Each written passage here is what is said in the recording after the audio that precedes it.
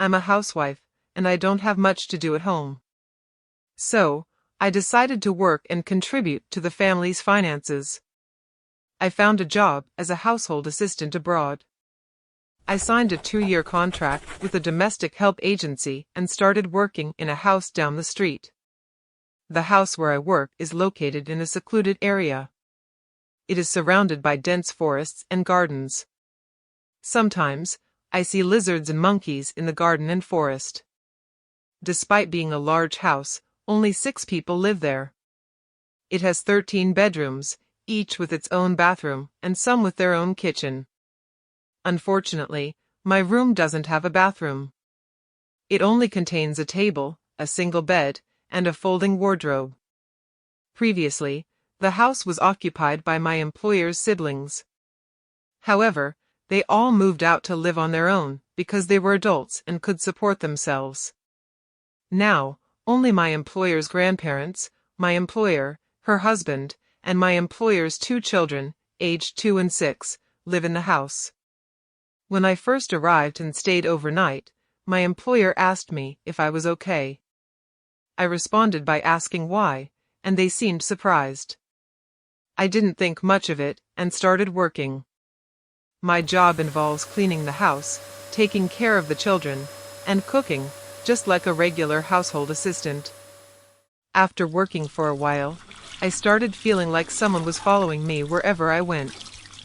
This feeling persisted even when I fell asleep and continued the next day.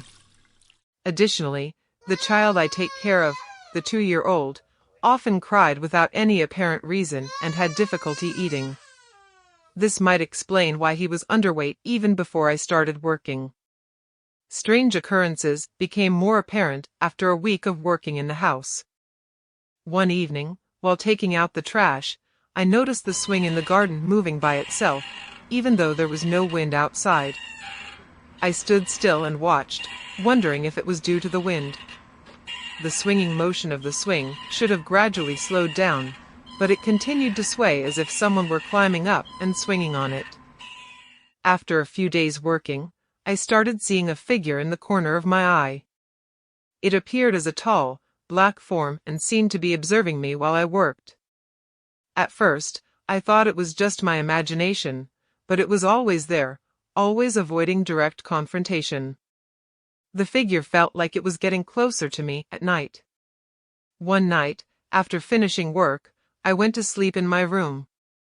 In my dream, I saw the same figure that I had seen while working. It stood in front of me with its tall, black body covered in a robe that concealed its face. It suddenly lunged at me, as if it wanted to catch me. I woke up the next morning covered in sweat. As time went on, I experienced more and more strange events in this house. One afternoon, while I was cleaning, the grandmother called me and pointed to a window facing the front garden. Usually used for parking cars, that area drew the grandmother's attention. She asked me to tell him to leave the house. Confused, I approached the window, but I saw no one in the indicated spot. I asked the grandmother who she wanted me to chase away, and she replied, "That man." To satisfy her, I went downstairs and waved, but there was no one there. The grandmother yelled, saying she could see him sitting on a car in front of me. Fear enveloped me, but I returned and told the grandmother that no one was there. Apart from asking me to chase away the figure in the garden, the grandmother also asked me to drive away a figure she saw in a corner of the room. Even though I couldn't see what she saw, she described it as a beautiful woman wearing a red dress while holding a child. I assured her that there was no one there. Moreover, the grandmother would often bring a small bag with her. I never found out what was in it, but she would secretly take it to her room and bury it in a plant pot that contained leafless plants. After burying the package, she would perform what seemed like a worship ritual for the tree. I found this behavior strange, but I didn't want to disturb her as I didn't want to have any problems with her. Things became even scarier as I continued working in the house for several months. One night, as I was about to fall asleep in my room, the mattress suddenly started rocking on its own. Startled, I got out of bed and witnessed the mattress swaying by itself. My employer came to see what was happening and confirmed that the bed was indeed moving on its own. He reassured me and told me to go back to sleep, saying it was only temporary. Another unsettling incident occurred during my employer's child's birthday party. As the sun was setting and the children were still playing, we heard a woman scream. It sounded like a cry of pain. I was shocked and asked everyone if they had heard it, but only my employer confirmed that he heard the same thing. What made me even more terrified was when I had a video call with a friend who claimed to have a sixth sense and could see things that are invisible to us. He mentioned that there was a woman with long hair in a white dress crawling on the wall of the house. He also described seeing a woman in a wedding dress with long fingernails standing behind me. Hearing this gave me goosebumps, and I anxiously prepared to sleep. As I lay on my bed, I noticed that the cloth on top of my folding wardrobe seemed to be weighed down. Suddenly, the wardrobe collapsed and fell to the ground as if someone was sitting on it. I was certain it wasn't due to the number of clothes I had or their placement. I tried to sleep and decided to fix the wardrobe in the morning. These occurrences made me very uncomfortable working in that house. However, because of the 2-year contract, I didn't want to leave before the time was up. After 6 months, my employer hired a driver who happened to be from the same country as me. We had a few conversations, but it turned out that the driver didn't know much of the language except for the local dialect. During one conversation, while taking care of the child, the driver mentioned something strange about the child. He said there was an entity attached to the child, causing the child to feel disturbed, cry, and have difficulty eating. Feeling sorry for what the child was experiencing, the driver conducted an investigation to determine the source of the problem. With his suggestion, our search led us to an empty room with only mattresses and wooden wardrobe. Seeking permission from our employer, we opened the cupboards to investigate. Inside, we discovered an old carries, carefully tucked away. The driver asked our employer about the carries, and he explained that it had been inherited from his husband's ancestors, but had been left forgotten in the cupboard. It appeared that the contents of the carries or the entity within it became angry and started to harass the children and their caretakers. Furthermore, my employer began informing me that the previous caretaker had never lasted more than 1 or 2 months due to a more severe disorder than mine. On the first night they stayed, they experienced excruciating pain, headaches, nausea, and unexplained skin diseases. This explained why my employer asked me if I was okay on my first night at the house. Curious about why I hadn't experienced worse things, I asked the driver. He explained that there was a protective figure guarding me against invisible threats. This protector prevented me from experiencing the worst. Although I wasn't familiar with this protector, I considered myself fortunate to have its presence. There was one instance when I felt something trying to enter my body, but it met resistance, which I initially thought was just a strange sensation. After hearing this explanation, the events from before began to make sense.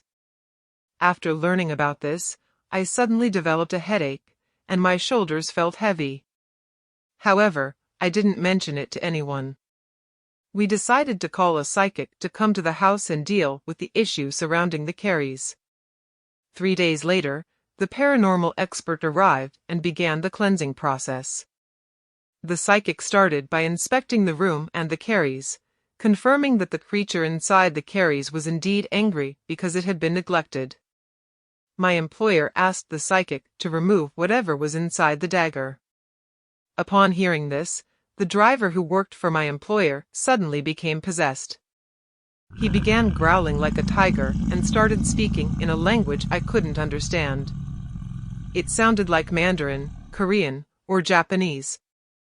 This confused me because the driver wasn't proficient in multiple languages, and his English wasn't very fluent either. After a few moments of communication between the driver and the possessing entity, the psychic began mimicking the act of pulling something long from the driver's mouth. It was as if he was pulling out something invisible, and the driver made a vomiting-like expression, as if something was being expelled from his mouth. After the incident, the driver regained consciousness. Then the psychic turned to me and mentioned that I must be feeling unwell, which I confirmed. He instructed me to sit down and relax. He approached my big toe, touched it, and pulled something invisible from it. Miraculously, my toe emitted smoke, shocking me and giving me goosebumps. The psychic then inquired about my overall well-being, and, miraculously, my body felt healed. He explained that something had been clinging to my shoulder, becoming bolder and more audacious in its approach. He mentioned how fortunate I was to have a protector, even though no one had informed him about it. The psychic then revealed that there were two sources of the problems we faced: the creature inside the dagger and the grandmother's pet. We were all taken aback by the mention of the grandmother's invisible pet. The psychic explained that due to the neglect of the Carries and the anger of the creature within it, strange occurrences related to the little boy and his caretaker took place. However, the appearance of the grandmother's pet seemed to be a result of the creature's disturbance. Other unusual incidents in the house, not related to the children and their caretakers, were caused by this pet. It seemed that the grandmother had performed peculiar rituals with objects in the house, which I could confirm, as she had also exhibited strange behavior towards the plants in her room. The psychic confirmed that the grandmother's actions were indeed the source of the problems. She had conducted rituals related to something unknown to me, and probably wouldn't have disclosed to me either. This led me to suspect that the house was large due to the grandmother's involvement in spiritual activities, possibly earning money through such means. It was likely that other children avoided living in this house due to these suspicions. Another observation I made was that, besides the youngest child, none of the grandmother's other children visited her. Despite having 13 siblings, only the youngest one came to see or visit her. The grandmother's grumpy nature might have been another reason why the children were reluctant to come. Every item in the house was untouchable, and no disturbance to any plant in the garden was allowed, not even for maintenance purposes. Once, the driver trimmed the twigs and leaves of the garden's plants and later experienced an unexplained headache. Upon learning this, the grandmother became furious and threatened to fire the driver if he ever did it again. Every action related to plants in this house must be done with her permission. Following that, we and the paranormal expert stepped outside the house and went to the garden beside it. There, we were informed that behind the house lay a kingdom of invisible creatures. Although they didn't bother us, some creatures from the Carries could be sent to that kingdom. The psychic began reciting words that were unfamiliar to me, resembling a spell. He then performed pantomime-like movements, appearing to pull something and throw it into the forest behind the house. He repeated this several times. It seemed as though there was resistance from the invisible realm, but the psychic managed to push something unseen and let it go, indicating that it had departed. The psychic approached us and assured that the creature within the Carries had been banished to the kingdom. With this action, the house should now be safe from disturbances. After the cleansing, the atmosphere in the house felt significantly calmer than before. The children I cared for seemed happier than ever. They didn't cry as frequently, their appetite improved, and over the course of a few months, they even started gaining weight. 2 years went by, and it was time for me to leave the house as my contract had expired. However, my employer and their child requested that I continue working for longer hours. Despite their request, I couldn't bring myself to do it. In addition to the contract being expired, I was still traumatized by the experiences I had endured previously. Going back home seemed like the best option for me.